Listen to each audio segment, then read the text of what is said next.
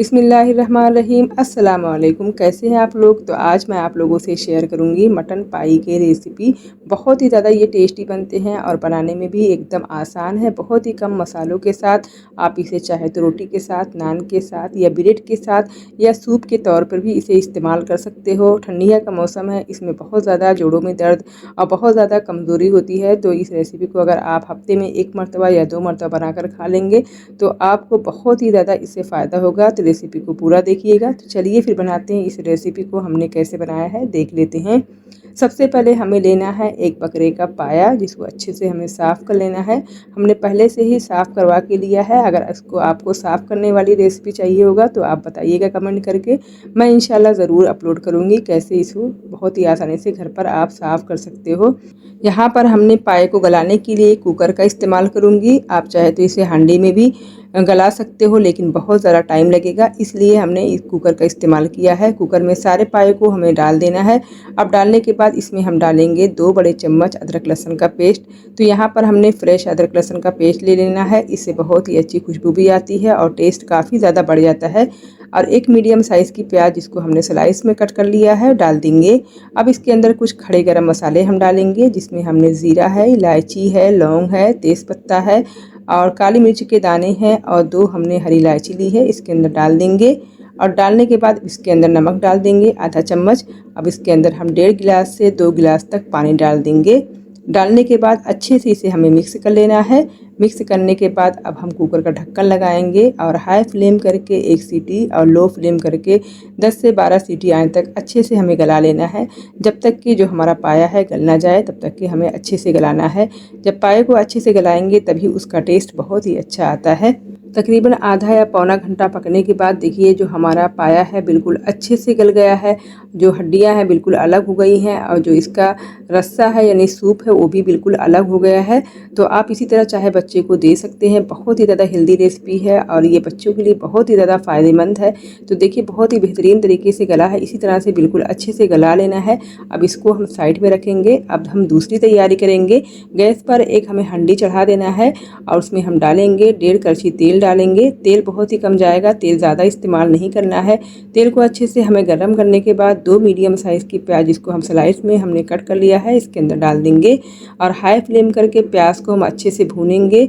जब प्याज अच्छे से पकने लगे तो फिर हम फ्लेम को लो कर देंगे और बिल्कुल धीमी आंच पे हमें प्याज को फ्राई कर लेना है। जैसे हम बिरिस्ता बनाते हैं सेम उसी तरह से हमें बना लेना है। तो देखिए हमारी प्याज जब तक पक रही है तब तक कि हम दूसरी तैयारी कर लेते हैं।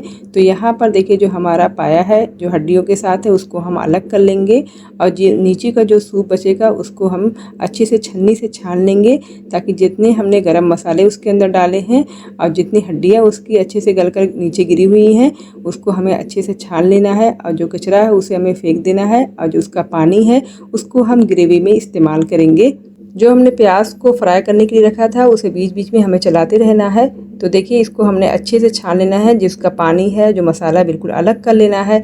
तो देखिए हमारी प्याज भी देखिए फ्राई हो गई है। अब उसको हम निकाल लेंगे किसी टिश्यू पेपर में या प्लेट में। अच्छे से उसे हमें ठंडा कर लेना है, क्योंकि इसे बाद में हमें इसके अंदर ही डालना है।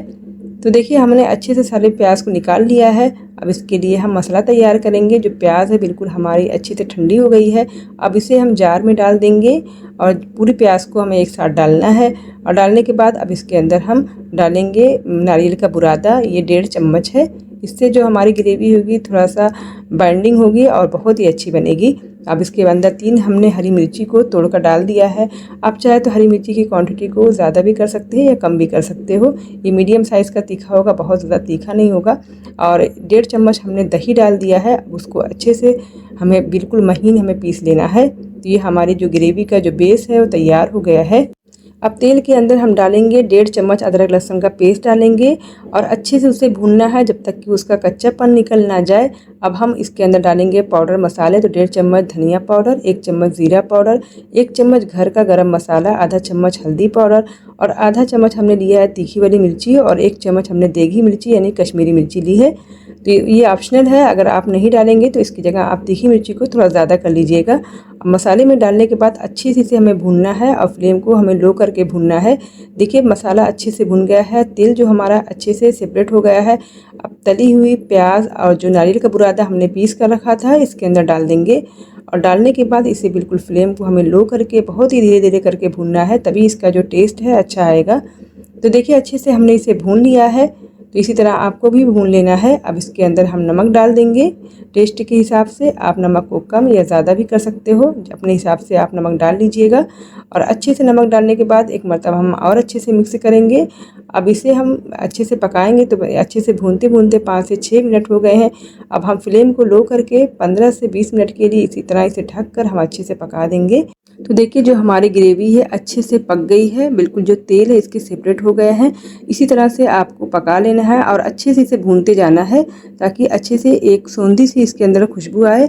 जब अच्छे से पक जाए फिर उसके बाद जो हमने हड्डियों को अलग करके रखा था वो डाल देंगे और डालने के बाद इसे हड्डियों के साथ मसाले को बहुत ही अच्छे तरीके से आपको भुनना है ताकि हड्डियों में जो मसाला है अच्छे से लग जाए और अच्छे से भुन जाए।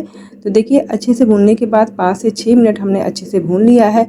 अब इसके अंदर जो हमने सूप को छान कर रखा था वो ग्रेवी के अंदर डालेंगे और अच्छे से इसे हम एक मरतबा मिक्स करेंगे। तभी हमको अंदाज़ा होगा कि इसकी जो ग्रेवी है कितनी गाढ़ी है और कितनी पतली है।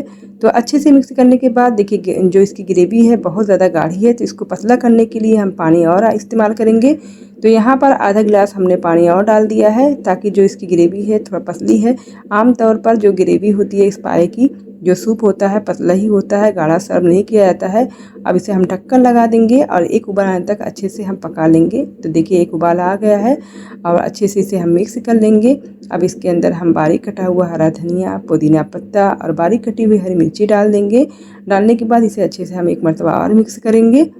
तो देखिए ये बहुत ही ज़्यादा खुशबूदार और माशाल्लाह से बहुत ही ज़्यादा हेल्दी जो है हमारा पाई का सालन है तैयार हो गया है। तो आप इसी तरह अपने घर पर बहुत ही आसानी से बना सकते हो। मैं यकीन करती हूँ कि अगर आप एक मरतबा मेरे तरीके से बना लेंगे तो आप बाहर से कभी भी ख़रीद कर नहीं लाएंगे। तो यहाँ पर देखिए हमारी जो डिश है तैयार हो गई है। अब इसको मैं सर्व करके आपको बताऊँगी कि ये जो रेसिपी है हमने कैसे बनाई है। और देखिए माशाल्लाह से पाया जो है बहुत ही अच्छे से गल गया है, अब बहुत ही ज़्यादा खुशबूदार और बहुत ज़्यादा टेस्टी बना है। देखिए पाए की जो असली पहचान होती है इसी तरह होती है कि बिल्कुल हड्डियों से अलग हो जाना चाहिए, तभी जो है उसका टेस्ट बहुत अच्छा आता है। इसको हम आज सर्व करेंगे रोटी के साथ।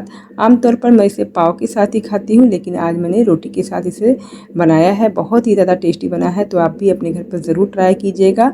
फैमिली और फ्रेंड में ज़रूर शेयर कीजिएगा। इंशाल्लाह फिर मैं हाज़िर होंगी नई रेसिपी के साथ। अल्लाह हाफ़िज़।